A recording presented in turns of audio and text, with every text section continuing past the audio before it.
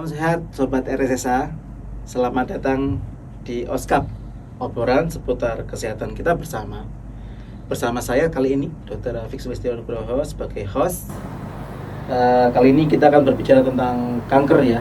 Kanker ini merupakan masalah kesehatan yang penting bagi kita semua. Kanker ini adalah suatu jenis penyakit yang sebenarnya berasal dari kita sendiri ya. Cuman dia berubah sifat, jadi selnya berubah sifat jadi ganas. Dia bisa merusak bagian tubuh yang lain, kemudian dia bisa menyebar ke tempat yang lain. Kali ini kita akan bahas tentang kanker rektum bersama tamu spesial kita, Dr. Alfred Julius Petra Rizky, subspesialis abdominal pelvis konsultan. Selamat siang Dr. Alfred. Selamat siang Dr. Rafi. Nah, ini kita sempatkan ya hari ini untuk ngobrol tentang pengobatan kanker rektum, terutama di bidang radioterapi ya. Dr. Alfred ini adalah lulusan FAUGI, baik dokter umum maupun dokter spesialisnya di tahun 2014 ya kalau nggak salah Dr. Alfred ya. Kemudian beliau bergabung di sini pada awal tahun 2015. Beliau memiliki special interest di bidang keganasan perut dan panggul, terutama di rektum, cervix, prostat, bladder dan sekitarnya.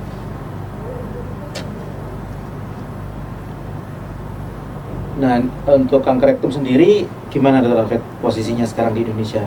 Dia juara berapa sekarang? Ya, jadi untuk kanker rektum ini sesuai namanya ya, lokasinya di rektum atau di saluran cerna bagian bawah.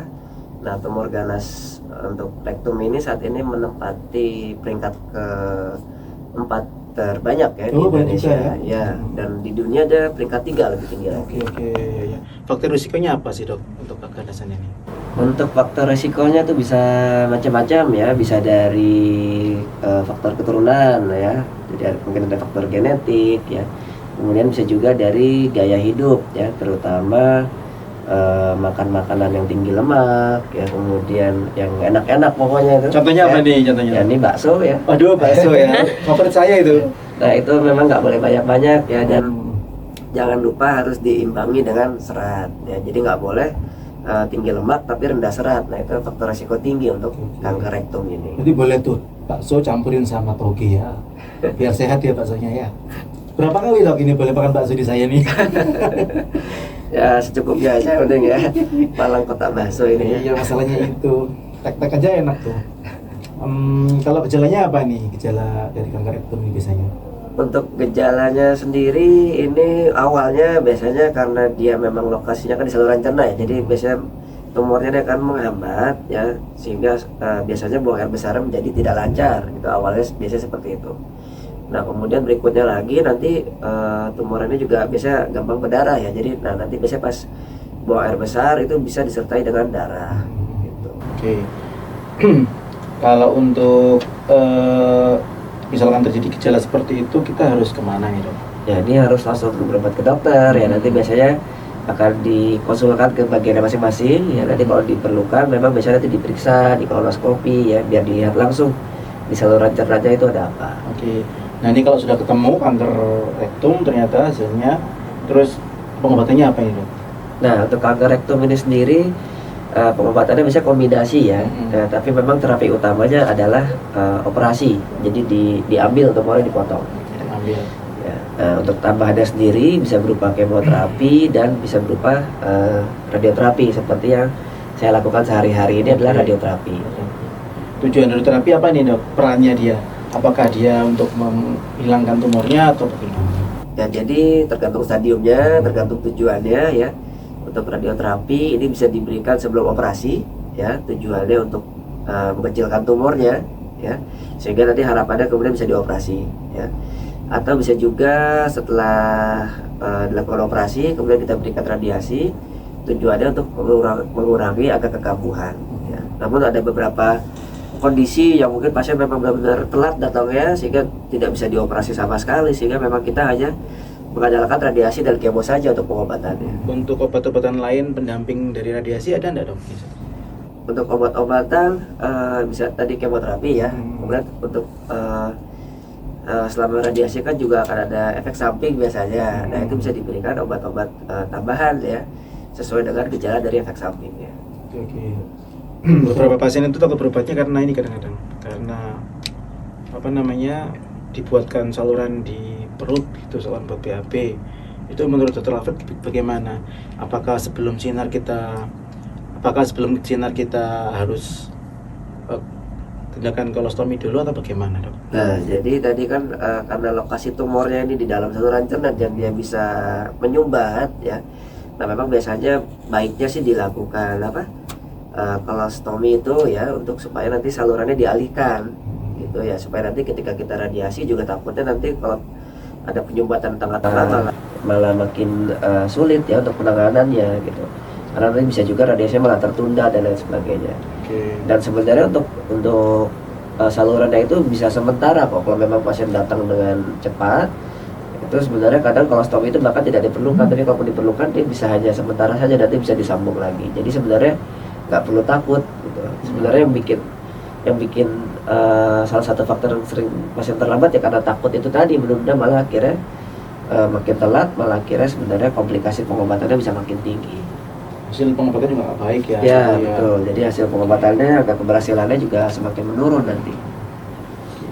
Jadi pasien bisa milih antara sebelum tindakan operasi atau setelah, tergantung indikasi ya. Kalau memang dia awalnya nggak bisa dioperasi ya masuk ke preoperasi radioterapi. Kita radiasi dulu, kita kecilkan tumornya, baru nanti kita kembalikan lagi ke dokter bedahnya, nanti harapannya bisa dioperasi. Iya. Kalau seandainya nggak bisa dioperasi pun kita juga masih ada kemoterapi ya. Betul. Saat ini kan ada namanya total neoadjuvant terapi itu kalau nggak salah ya, jadi diberondong dengan neoadjuvant treatment dulu sebelumnya gitu. Iya. Kemudian ini prosesnya dari radioterapi bagaimana, Dok? Proses awalnya bagaimana? Prosesnya jadi konsultasi dulu ya, sama seperti kalau ke dokter lain ya, ke kita pun juga sama ya. Jadi pasien harus ketemu dulu sama dokternya, kita tanya-tanya dulu, kita periksa dulu ya, kemudian kita lihat pemeriksaannya sudah lengkap belum ya, sudah ada hasil biopsinya, kemudian kalau sudah ada hasil X-ray dan lain sebagainya ya. Nah kalau sudah lengkap, nanti pasien bisa menjalani yang namanya CT simulator ya. Jadi dilakukan seperti CT scan ya. Namun setelah CT scan itu kita buat namanya semacam planning atau perencanaan, kita gambar, kita kontur langsung di komputer ya. Jadi kita pastikan dulu targetnya dan juga kita gambar dulu daerah sekitarnya ya. Nanti kemudian dibuat perencanaan. Setelah perencanaan jadi, baru nanti pasien menjalani sinar. Ngomong-ngomong, jadi dokter radioterapi itu enak loh, pekerjaannya menggambar. Jadi dulu dokter Alfred memang punya hobi menggambar atau bagaimana? Enggak juga sih sebenarnya. Dia dipaksa menggambar sebenarnya. Kalau saya dari kecil dulu suka gambar ya, macam-macam, mulai gunung ya, kemudian untuk foto anime gitu biasanya. Oke, kalau untuk sinar sendiri berapa lama, dokter? Untuk tindakannya sendiri sebenarnya hanya sekitar 10 atau 15 menit saja, jadi tidak lama, tidak terasa, tidak panas, tidak nyeri ya. Tapi dingin ya? Ya dingin, ruangannya dingin. AC ya, AC. Gitu. Tapi kalau kedinginan bisa diselimutin ya. Gitu. Nanti malah lebih lama nunggunya biasanya ya. Ngurus administrasi malah lebih lama. Ya memang persuratan tuh kadang-kadang memang lebih lama daripada apa namanya tindakannya. Ya. Yang mudah-mudahan nanti bisa semakin baik. Ya. Kalau tantangan yang dihadapi dalam pemberian radiasi pada kanker rektum ini gimana, Dok? Tantangannya mungkin lebih ke ini ya, karena pasien datang banyak di stadium lanjut ya, jadi kadang kita agak sulit ya buat bisa optimal menangani pasien ya. Kemudian juga ya itu tadi ya, karena pasien banyak yang takut buat berobat ya, jadi datang ketika kondisi sudah tidak bisa dioperasi, tumor besar, nah ini kesembuhan akan semakin menurun. Oke. Kalau untuk pasien yang masih muda, usia 30-an gitu, kebetulan habis baru menikah, itu gimana, Dok?